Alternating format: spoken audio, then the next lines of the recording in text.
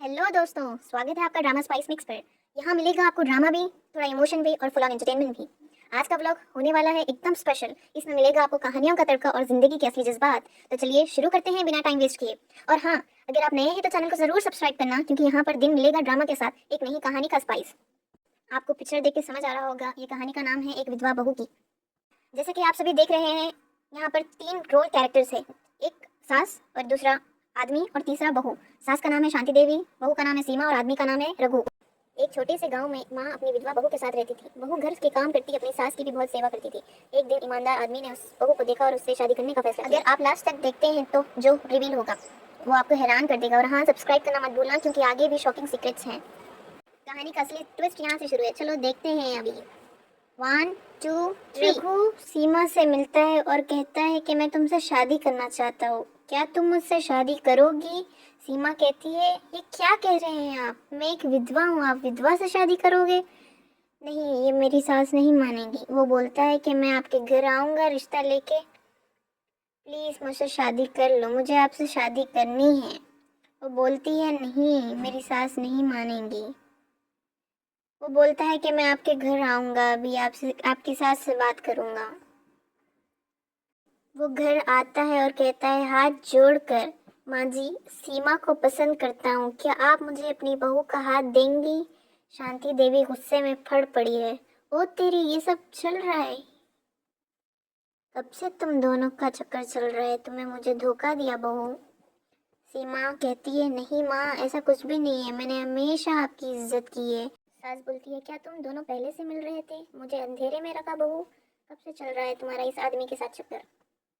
आदमी बोलता है, माँ जी आप गलत समझ रहे हैं, मैं सीमा से कभी मिला तक नहीं, मैं बस दूर से देखता था कि वो कितनी ईमानदार और संस्कारी है। और सीमा की सास ने बोला उस आदमी को कि तुम चले जाओ यहाँ से, दोबारा कभी मत आना। वो गुस्सा कर रही थी उस पर और वो चला गया। सास बोलती है सीमा को, मेरे दोस्त के बेटे की शादी है, चल मेरे साथ। और हाँ, सफ़ेद रंग का सूट पहनना, तुझे वही सूट करता है। सीमा चुपचाप सफ़ेद सूट पहनती है और सास के साथ शादी में जाती है। और वहाँ सब लोग रंगीन कपड़ों में हैं, सिर्फ सीमा सफ़ेद में है। और लोग कई तरह बातें करने लगे, बोल रहे थे, अरे विधवा को भी शादी में ले आए, शगुन खराब ना हो जाए। ये सफ़ेद कपड़ों में कितनी अजीब लग रही है, शादी का माहौल उदास कर दिया। और लोगों ने गॉसिप करनी शुरू कर दी सीमा के बारे में। ये कैसी बहू है, शादी में कोई सफ़ेद रंग की साड़ी पहन के आती है? शादी का माहौल ही ख़राब कर दिया। क्या उसकी सास को नहीं मालूम कि शादी में कोई सफ़ेद रंग नहीं पहनते? ये वो बोलने लगे लोग। जो भी बातें लोगों ने की, उसकी सास सारी बातें सुन रही थी और वो घर जाके सोच रही थी। शादी में जितने भी लोग सीमा के बारे में बात कर रहे थे, उसकी सास ने सारी सुनी और घर जाके बोली, बहू मुझे बहुत अफसोस है, तू मेरी हर बात मानती रही और मैं तुझे हमेशा मजबूर करती रही। अब मैं तुझे अपनी ज़िंदगी अपने हिसाब से जीने का हक देती हूँ। सीमा बोलती है, माँ आपको अफसोस हो रहा है? शांति देवी यानी कि उसकी सास, हाँ बेटी, मुझे पछतावा है, तू मेरी बेटी जैसी है और मैं तेरे साथ ऐसा जुल्म नहीं कर सकती। अब तेरा भविष्य तेरा होगा।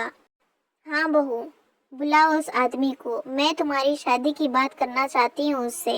सीमा बोलती है, माँ आप क्या ये सच कह रही हैं? मुझे यकीन नहीं हो रहा।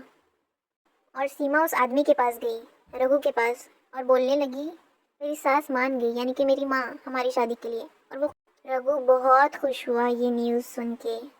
और फाइनली इन दोनों की शादी हो गई और वो लोग हंसी खुशी अपनी ज़िंदगी गुजारने लगे।